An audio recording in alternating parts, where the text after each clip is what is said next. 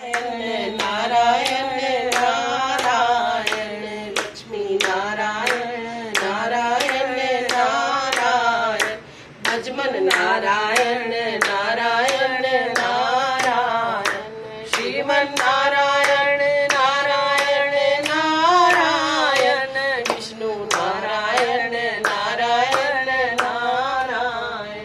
बोल लक्ष्मी नारायण भगवान की जय। 10वां अध्याय। राजा पितु पूछने लगे कि हे मुने, आपने कार्तिक मास में विष्णु की पूजा का महात्म्य कहा। इस मास में किसी और भी देवता का पूजन या व्रत होता हो तो वह भी कहिए।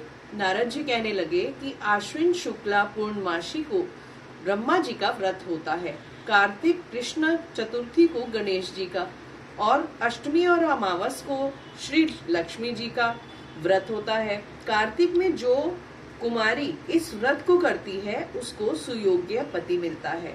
जो विवाहित स्त्री इस व्रत को करती है उसका सौभाग्य अटल रहता है।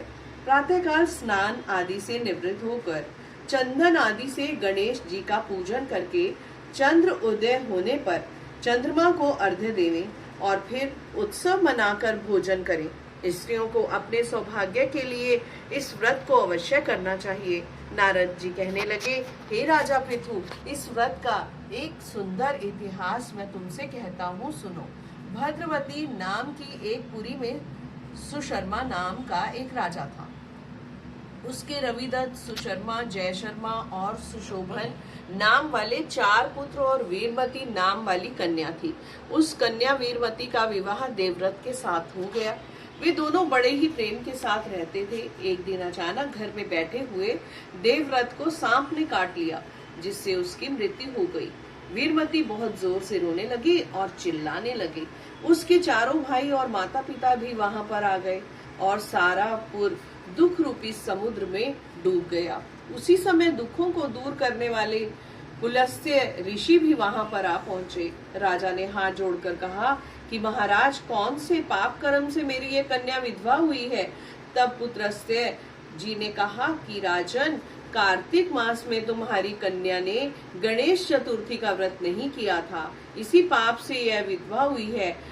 यह अब भी इस व्रत को करे तो उसका मृतक पति जीवित हो जाएगा। यह कहकर ऋषि तो चले गए और राजा ने अपने अमात्र के मृत शरीर को तेल में डलवा दिया। जब कार्तिक मास आया तो उसकी कन्या ने विधिवत व्रत करके उद्यापन में ब्राह्मणों को बहुत सा धन दिया, जिसके प्रभाव से उसका मृतक पति फिर से जीवित हो गया। अतः सौभाग्यवती स्त्रियों को अपने सौभाग्य की रता और संतान प्राप्ति के लिए यह व्रत अवश्य करना चाहिए। बोल लक्ष्मी नारायण भगवान की जय। श्रीमन नारायण नारायण नारायण लक्ष्मी नारायण नारायण नारायण विष्णु नारायण नारायण नारायण भजमन नारायण नारायण नारायण। बोल लक्ष्मी नारायण भगवान की जय। तुलसी मैया की जय।